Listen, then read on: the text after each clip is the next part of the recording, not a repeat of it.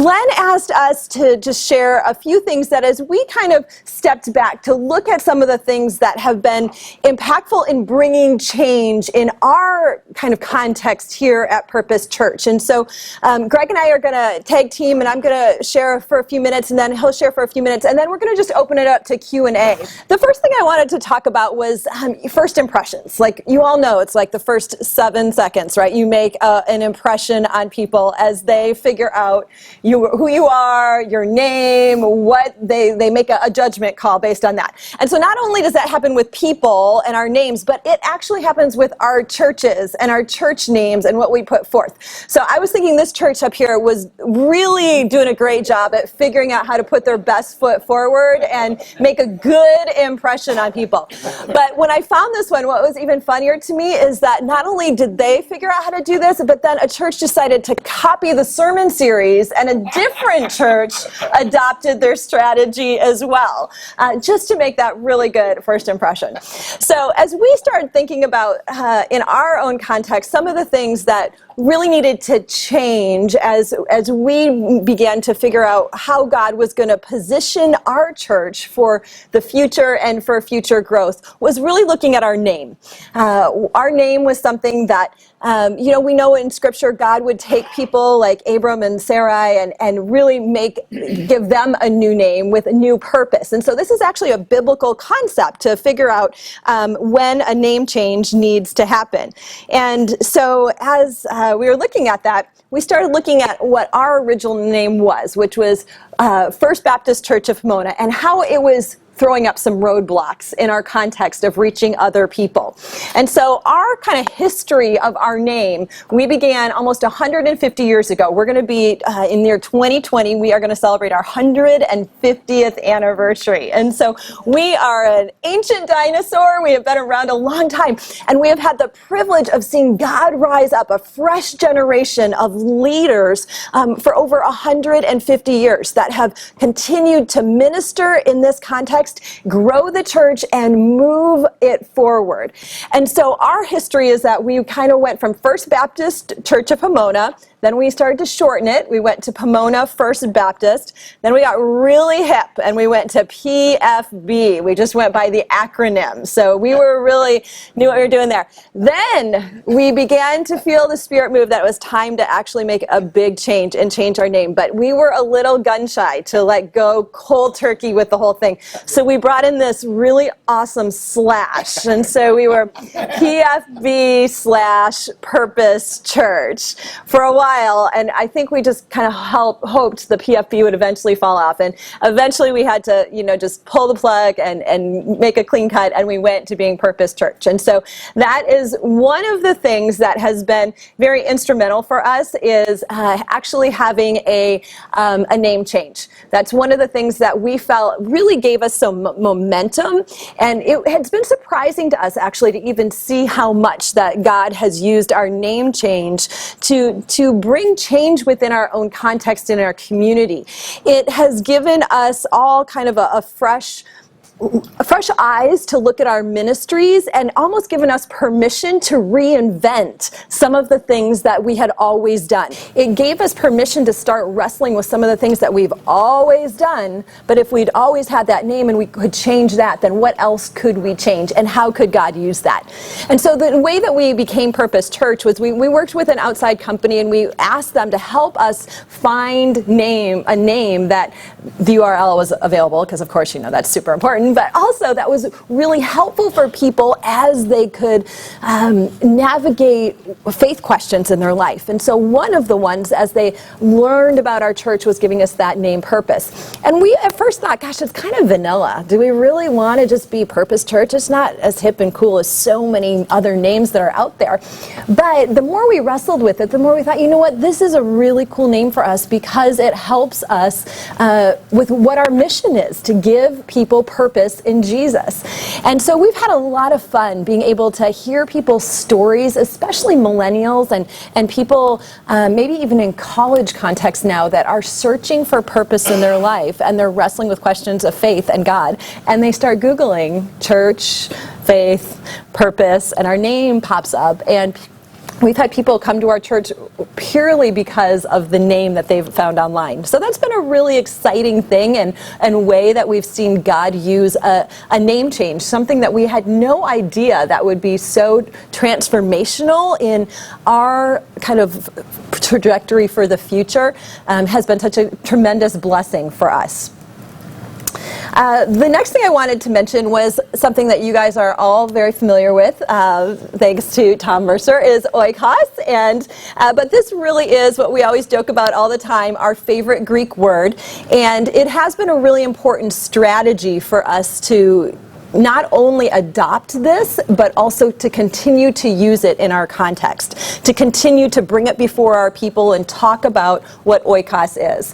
So if you're unfamiliar with it, oikos is the 8 to 15 people around you in your sphere of influence that are supernaturally and strategically placed by God for you to begin a friendship with, to begin a relationship with, and to share Christ with. And so we talk about oikos in our own context with our people, and we talk about it with our staff, and whenever we prepare an event or have an outreach opportunity, we really talk about this is an oikos opportunity for you guys to be able to bring one of those people that you are in relationship with, that only you can be in relationship with. And let me tell you, I love oikos because it really takes the pressure off evangelism at some levels for our people, because it's not like you have to go out and save the entire world.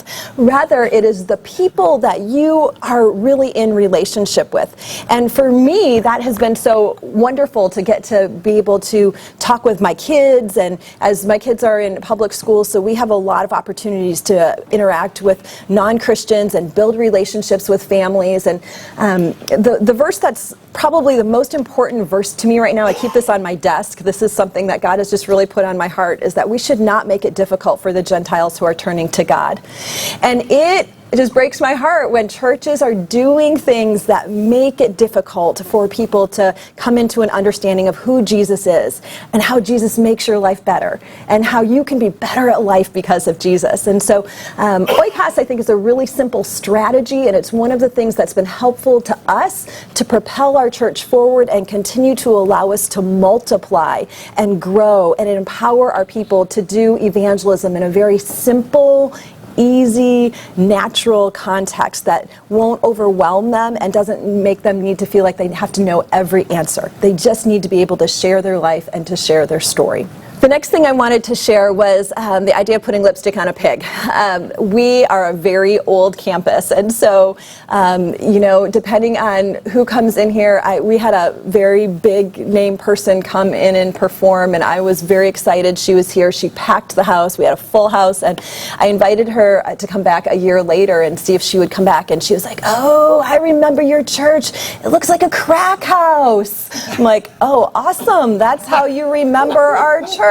We're the Crack House Church." Just how we want to be known. Thanks. So we have a lot of falling down buildings, a lot of boarded up places. I don't know if any of you can relate to in your context. And so that has been a challenge for us. And so that's one of the names we did consider. That was one of the names we did. Crack House Church. Crack House, Purpose. So we have really been intentional about trying to do some work on campus, and it's tough. There's just not a lot of money. We don't have money to fix up buildings and stuff, but when we do a campaign, that is one of the things that we are trying to consistently think through about how our campus appears and how we can take some of our old buildings and make them look as best we can with just a little bit of money. So, even just some fresh coats of paint and those kinds of things really make a difference to our community and as people are coming in and looking at appearances. So it seems so shallow and surface to have to talk about something like that, but especially for people who didn't grow up in a church and they're coming in here and wondering, can we trust you with our kids? Is this a safe place? To be able to have an environment that looks well has been a significant change for us, and striving to continue to make some of those improvements. Okay, I love to take groups of people over to the Holy Land. It's one of the things my husband and I are passionate about. My husband is a New Testament scholar at Hope International University, and so every 4 or 5 years we take groups over to Israel. And so one of the things, if you've ever done international travel, is it's awesome to get there, but the process of getting there is like a 19 to 21 to 26 hour plane ride. And so the process of being contained in that airplane can be so frustrating, so overwhelming, and you have to figure out ways to like make sure that your head stays in the game so that you can focus and not go crazy being in that tiny little airplane in your tiny little seat, being so confined. And so as Glenn was asking us to really think through some of the things that have been instrumental in Purpose Church and how God has worked here, one of the things that came to my mind was that we have had a history, and Glenn is so good at modeling this for us, is leaning into leadership for the long haul. And that is really the idea of not thinking that you're in a place just for a tiny amount of time before you can look for the next big opportunity and get out of there. But to really keep your head in the game and to really invest with all that you are in that place. And we have seen God do some really amazing things in our particular context because we've had leaders that have stayed for a long time. They've invested in where God has called them to be.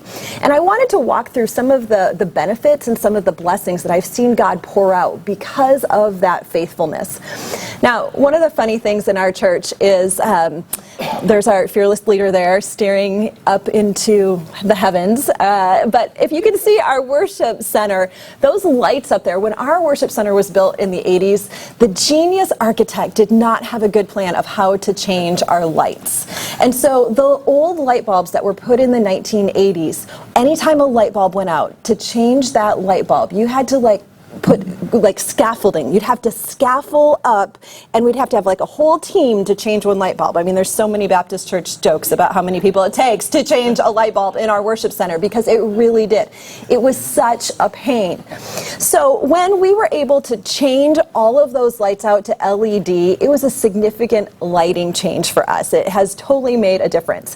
So, LEDs have a rated life of up to 50,000 hours. It's about 50 times longer than a typical incandescent. They're used 12 hours a day. An LED bulb will last more than 11 years. So an LED light bulb is there to go the distance. It is there to stay for a long time. It is such a difference than changing these light bulbs out on a constant basis. Gene Scarborough, our facilities guys in the back nodding, yes. And so one of the things about investing in the place that you are at with a mindset that you are going to be there for a while and see how God can use you and grow you in that context is that it helps to bring stability to that particular ministry area. It brings stability to your people. It brings stability to your congregation. And I think today, more than ever, that in our culture that is just pulling rugs out from underneath people right and left, that when they can lean into a church community, a church family, and look to leadership that is humble and is competent and leading with excellence, but that they can depend on. They know that they are there, that gives people a certain comfort level to continue to mature in their faith and grow in their walk with the Lord. In Matthew 16:8, he said, "And on this rock," Jesus said, "I will build my church, and the gates of hell will not overcome it." Jesus chose the idea of a rock, something that is solid, something that is stable, something that does not shift and give way easily. And so the whole idea of stability is something that I believe that Jesus really wants for the church and wants for church leaders. This idea also brings the idea of the gift of time. When you have the gift of time, it gives you the ability to vision and adopt in things into your budget, into your planning, into kind of your long-range vision of where you want to go. A watched pot never boils, right? And so when you want to jump into a context and immediately do things, there can be some really awesome things that happen. But when you're invested there, you can see God over and over and over again. And so investing in the context that you've been placed gives you the gift of time. It also really brings the gift of spiritual maturity. And this is something that I have been so honored to kind of walk beside Glenn as our leader and see that there is just something that happens with believers as they lead for a long time well. When they lead out of a very strong place of integrity, that there's this beautiful, like you see fruit being happening around their lives. You see a sense of how God honors someone who is faithful in their marriage and faithful in spending time with their kids and their grandkids and making wise decisions with money. That when there is this faithfulness there's this spiritual maturity, you see that God wants to bless that and honor that. And that is something that, as I continue to grow as a leader, I want to have.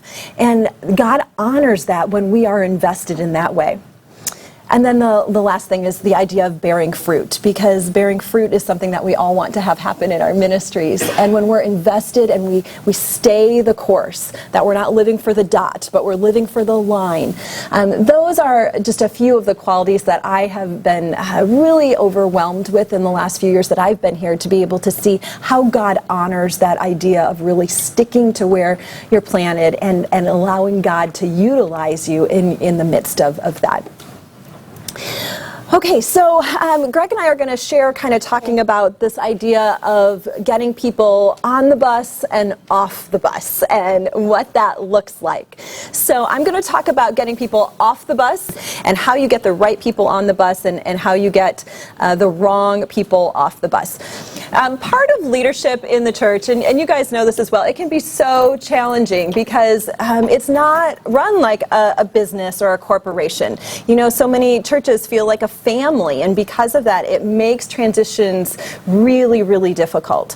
But they are something that are important if we want to continue to fulfill the mission that God has called you to, and to do that with excellence. And one of the things that we always wrestle with is sometimes when we have a team member that is underperforming, we want to do all that we can to be clear, to give clear expectations, to set those goals, to try and communicate clearly what the expectation is. And then when that expectation is not met, that we do need to make a transition there, because it really demotivates the rest of the team that are killing it, that are doing a good job, that are excelling, if they do not see that team members who are underperforming are not handled well in terms of the senior leadership. That if we can't make those tough calls, that's part of what our job is when you're working in terms of kind of the senior leadership environment. And it's not a very fun part of the job, but it is a necessary part of the job to keep the organization healthy.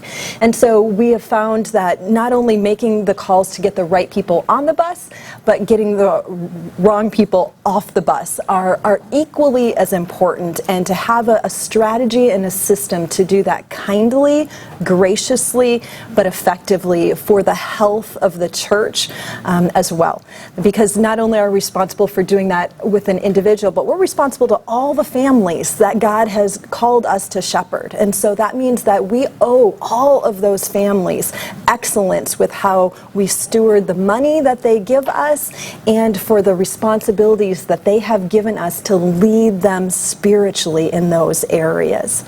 So I'm going to go ahead and turn it over to Greg and let him talk a little bit about how we onboard and get people on the bus. Picking up where Lisa left off, as I think about the last 10 years and what decisions have made the most difference for us, there is those decisions to move people, transition people, all those phrases, but also the way we've made decisions to get people on the bus. And some of the decisions that we made weren't the right decisions, and realize how those set us back a couple years or in momentum, and the difference when those decisions were made right.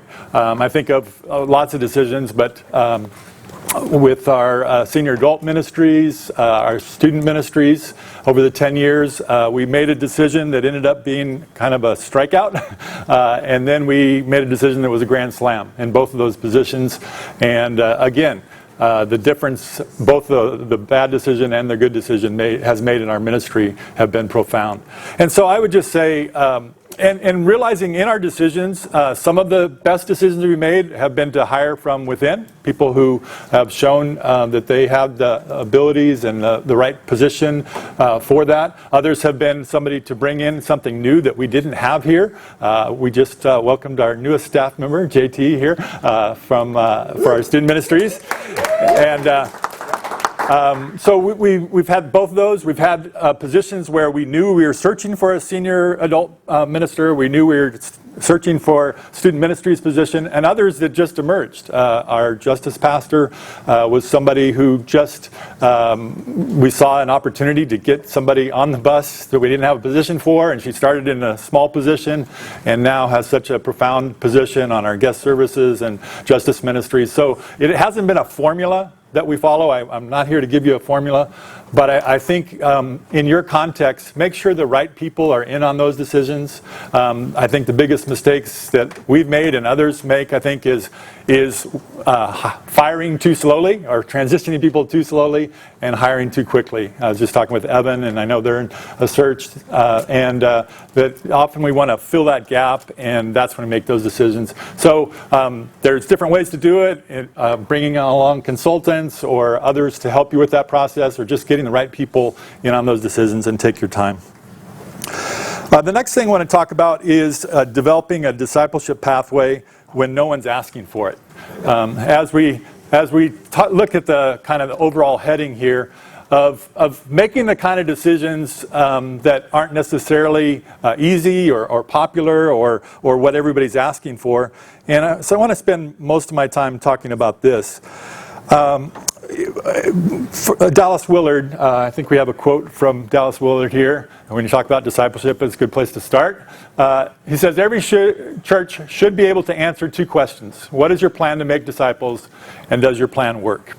And I know as I have been in 3 different ministry settings in my ministry, at a medium-sized church, Beach Point, a small church in Sacramento area as almost a solo pastor when I started there, and then in this context, I think that's been a struggle in each of those contexts.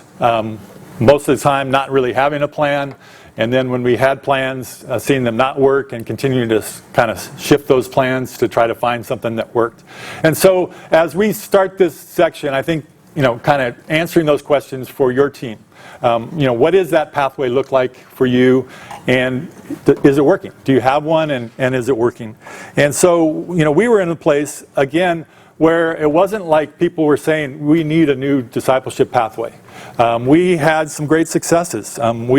We had a adult discipleship program with mini Bible studies that were happening, a longevity of people who'd been together in community and learning and growing together for decades and decades.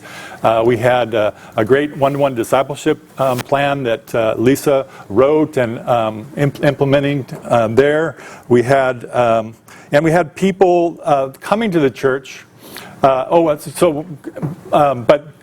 going around to those classes, we had people coming every week to the church and asking for. They wanted to connect. They wanted to grow, but they didn't know what they were asking for. They didn't know what that looked like, and frankly, we didn't necessarily know either.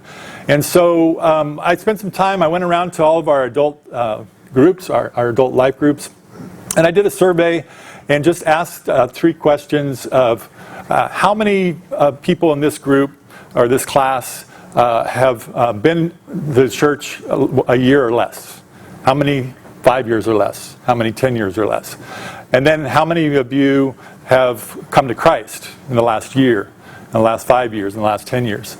And in most of those groups and classes, we had these great discipleship plans going on, but most of them had 10% or less in the last 10 years, let alone the last 5 years or last 1 year. So we had all these people wanting to get on that discipleship path, but what we were really doing, in the next slide here, most churches, and we fit into this, have kind of a menu-driven where we're always looking for that next thing to add. If we could add this, then people will grow, then people will connect.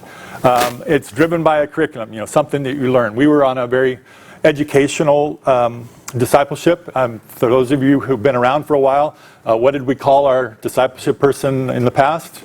Christian education, right? That's the person who is over that. And so a lot of our models are more of an educational basis. I spent a lot of time reading Transformational Discipleship, just a study on how people grow and how we do that in churches and groups. And so also, discipleship is often just, a department, a silo. It's one person's job or one person, one area, and then that fits in with all the rest of the different options we give to people. And oftentimes our groups are short-lived. The next slide. So what we would tell these people who were coming to our church and had a desire. They had a desire to connect. Maybe they were new believers or seeking, or maybe they'd been in churches for decades, but they had a desire to make a new connection. They had a desire to grow in a new way. And we would say, we've got an option for you. We've got a menu for you. We'd even give them a book that said, here's all the options on Mondays, on Tuesdays, on Wednesdays, on Thursdays, on Fridays, Saturdays, Sundays, and you can connect. We have a lobby that was just full of events and opportunities for you to connect. We had all kinds of, we give all those options. We gave them a great menu, and we said, pick one, try a couple out, and we just hope they found the right one that made it stick. And so that's kind of where we were at 5 years ago. And 5 years ago is when we made a change to implement Rooted here. And let me just take a minute to talk about how it's changed our church. And then for those of you who aren't familiar with it, I'll give you a very brief description of what Rooted is. We're a different church today because of implementing Rooted. And we've had over 1,500 people who've gone through the experience. We have over 70 life groups that started in Rooted and continue to meet as life groups. But so I can give you kind of statistics like that. We've experienced so many baptisms. These are statistics of all churches that do Rooted. These aren't our statistics because we don't do a good job of keeping statistics. But we've seen all these things happen. Changes in giving patterns, increased serving, marriages strengthened. We've had a great marriage ministry that offered so many resources, but we found that so many marriages with the vulnerability and the opportunity to authentically be in community, we've had so many marriages strengthened or saved through our life groups through Rooted, and our church growing from it. But let me just give you one snapshot this week of an idea of how our church has changed. You think about that menu model that we talked about and how difficult it was to find a pathway. And just this past, we came off of Easter. We have our huge outreach to the community with our Easter services at Fairplex. And so just two examples that happened this week and last night. First, a young man named Vicente, who lives in the area near the Fairplex and happened to hear music from the Fairplex and decided to come to our Fairplex service, hadn't been in church, and came, was impacted by the service, came back on Sunday, and last night we launched 3 Rooted groups, and last night he was in a Rooted group of young men, and going to be the next 10 weeks going through that experience. So that was the path where it was clear for him from hearing music at Fairplex to coming right into a Rooted group. Another couple who had their first, her father has come to our Easter at Fairplex service every year. A young couple living together, not married yet, have 2 kids together, haven't really been in church for a while. Got invited by her father to come to Fairplex, came back to the service on Sunday, and they were in a couples group last night to start the next 10-week adventure. So that's a snapshot of kind of what's happening in those individual lives that are happening. Let me give you a quick overview of what Rooted is. How many of you already have implemented Rooted or have a really good understanding of what Rooted is. So I know we have some in the room that are there. So this is one path, one pathway. This is what's working for us. So we're not saying this is right for every church. And one of the things, as I describe it, is for you to answer, what is, theologically, philosophy of ministry, vision, mission, values, does this fit for your church? So let me give you a description so you can start to maybe answer that question for yourself. So it started in Kenya, and then it came, the Mariners Church, Kenton Beshore, said this: Christians in the Western world know a lot of information, but don't often experience the life transformation promised in Scriptures. We wanted an experience that bridged the disparity between what we say we believe and how we live. We wanted something that would be experiential and transferable across all ages and stages and even cultures. We found it in Mzizi. And he talked about how they had a great small group structure there at Mariners, had launched many groups, and they had promised people, if you get in a group, you'll be cared for and you'll make those relationships and friendships. And he said it was true. They did. But he called them cul-de-sac groups, where they got in those and it's a dead end. They didn't become more missional. They didn't reach out more and more, but instead they became ingrown. And so it was Rooted that transformed their life group culture to make it more missional. Just a description of the 10-week experience. It equips leaders to facilitate life change. It's not something that's taught, it's something that's facilitated. Facilitates people. The three things it talks about is how to take that next step in connecting with God, connecting with the church, with others, and connecting with your purpose, finding out how God uniquely wired you. It opens the door to new people, like I just described. We're seeing people that haven't been to a service at our church, haven't come to Christ yet, or are brand new in our church, going right into Rooted.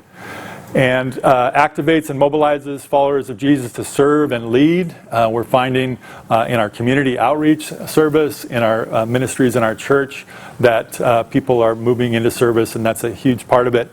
And just creates momentum and energy for the church. Next slide.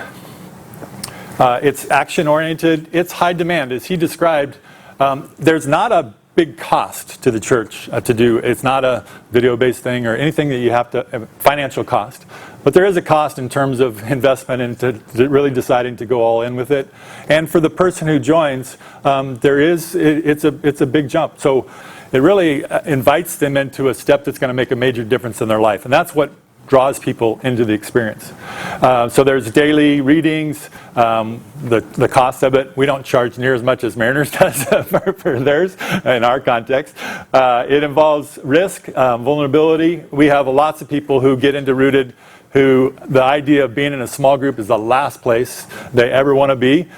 We have cardboard testimonies at the end, and I know I'll remember one of them. He's been one of our media tech guys for decades, and he spent the first, I think, 4 weeks in his Rooted group not saying a word. And his cardboard testimony was, 10 weeks ago, I hated small groups, and then turned it over and said, now I've changed my mind. And he's still in that life group 4 years later, and it has made such a difference for them. Experiential, so that you're not just talking about it, you have a 3-hour prayer experience, you're serving in the community, you're practicing what you're talking about. Next slide. What Rooted is not. Just a couple things to maybe contrast it to some other things you've heard or used. It's not taught, it's facilitated. It's not just a small group curriculum. If you just want a great 10-week experience that will synergize your church and for people to go through, I would encourage you not to use Rooted, because there's a lot involved to try to do it. If you're going to use that, there's lots of great resources you can use for something like that. It's more than a curriculum. It's meant to become that pathway for you, and investing in it that way. So it's not just for a sermon series or one small group. It's really a discipleship pathway, the first step of that. The next one. There's a little bit of a description. There's the daily devotions, 10 meetings. There's some large group gatherings, some experiences. The next one. This is the framework. There are 7 rhythms that Rooted is based on, and these are the rhythms that are there that are to set the stage, foundation for a life group continuing those rhythms. Not to continue a pattern of meeting and reading the same kind of books as Rooted, but to have those rhythms as a group. Well, I think that's, yeah. And so we have seen that become a clear pathway for us. Now, behind that pathway, we still have all those ministries. We still have amazing ministries for men, for women, for Celebrate Recovery, for Sunday morning Bible classes. All those things are still here, but we have come to a place where people, when they come, they hear again and again that you need to be in a life group. And they're starting to hear, instead of what we used to say as pastors, is you need to be in a life group. We've changed that into that we are all in life groups and saying this is how we do life, and sharing stories and talking about how this is who we are as a church. So that's the expectation when people come. It's a clear path that I want to get in a life group. And then, so it's not about becoming a Rooted church, or the pathway is not to get people into a 10-week experience, and that's where it ends. Rooted is meant to be a launching pad for life groups, the kind of life groups that people will live out your vision, mission, values, and have that missional sense to them. And so Glenn came up with a great analogy of why Rooted is so important for us. And that is, if you think of a discipleship pathway as a desire you have to make lifelong relationships. And oftentimes the college years are a time where you get direction in life, and you also make some of those lifelong relationships that happen. And you could do that by, our daughter's right now at Citrus Community College, and she drives into school and she comes home. She sometimes meets a few people in her classes, but really not that much. And she could develop lifelong relationships there, especially if she worked at it, was intentional to get involved in things. But it's more difficult. She also is going to transfer into a university and come in midway through her studies. And so she can make lifelong relationships there. But those of you who have experienced it, the best highest percentage would be to be thrown into freshman orientation, where everybody's new, everybody's looking for that relationship, everybody's looking for getting on that pathway to find their vocation and their future.